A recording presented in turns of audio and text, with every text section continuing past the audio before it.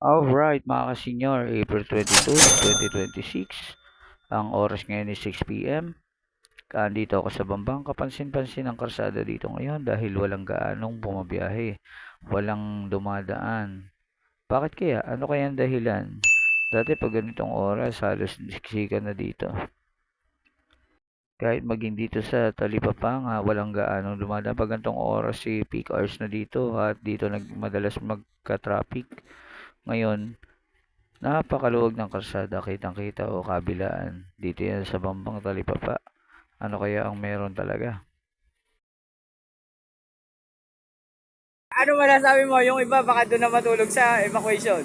Sobra naman excited na. Bakit na bumiyahe ngayon? Alas 6 pa lang, mag alas 7. Pero wala nang tawag doon. Wala nang tricycle, magsilang ang pila ngayon, no?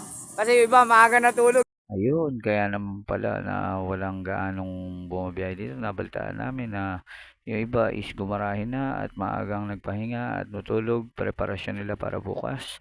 Dahil bukas magkakaroon ng fuel subsidy. Lahat ng miyembro ng TODA dito sa Bulacan, TSWD fuel subsidy. Ang makakatanggap nito ay yung mga miyembro ng 14 TODA. Ngayon, April 23, simula yan sa umaga. Nagkakabiruan nga dito na baka meron ng nag-camping doon sa evacuation at doon na matutulog para pumila. Siyempre, pag maaga ka, mas mauuna ka, di ba? At ito na nga, nagawi tayo sa may harap ng evacuation. Huminto tayo saglit at sinilip natin kung merong nagka-camping or natutulog na dyan. Preparasyon para bukas. Buti wala naman. Sinisilip-silip ko nga yung bawat kanto. Baka mamaya may nakahiga na dyan na miyembro ng TODA. Pero okay naman, wala naman. Talagang mga biruan lang po. Ano-ano ang mga kailangan natin para bukas. Siyempre, kailangan matulog ng maaga para ang katawan natin is preparado. Magdala tayo ng tubig at pagkain. Kung sakaling sigurado yan, mahaba pila niyan.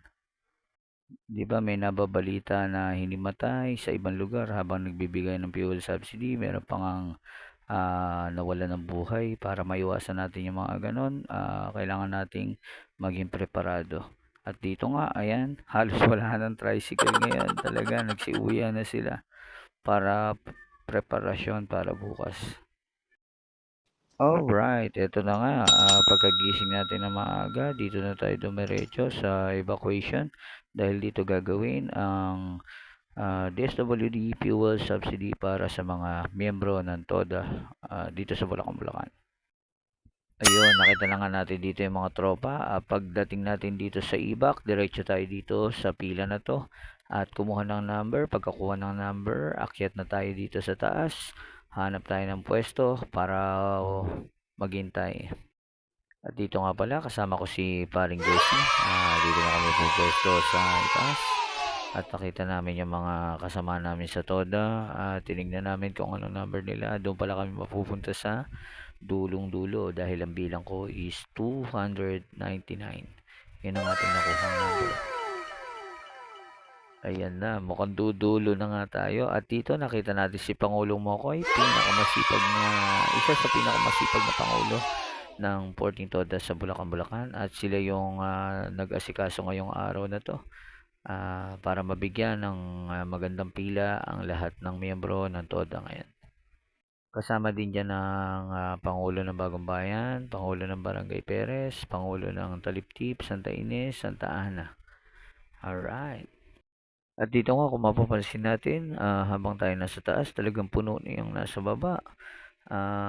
Sigurado ako, napakaaga nila dito. Siguro mga alas 3 pa lang ng madaling araw, nandito na itong mga to or alas 4.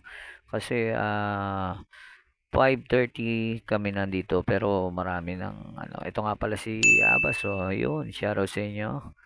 Alright.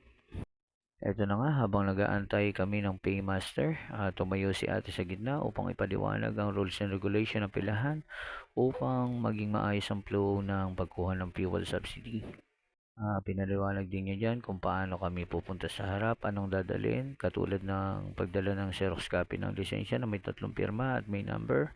ng cellphone at i-verify yung original na lisensya kung ito ba'y original o talahib. Kaya nga winarningan yung iba, kung talahib ang inyong lisensya, wag na kayong tumuloy dahil mababaliwala lang ang pagkuha ng inyong fuel subsidy. Paano kung may wrong spelling sa pangalan o kaya sa date ng birthday sa may lisensya? Ayan, babalik ka dito sa likod, merong information desk dyan. Diyan ka pipila ngayon para i-verify yung ano mo, yung lisensya. Ngayon, kung magiging okay, aabutan ka ng DSWD na papel, babalik ka uli sa una para katunayan na inapproban na at makuha mo na ang yung fuel subsidy payment. So, paano mga kasenyor, hanggang dito na lang ang video na to. Abangan nyo yung part 2 video namin. Doon yung nagkagulo ang pilahan ng pagkuha ng fuel subsidy.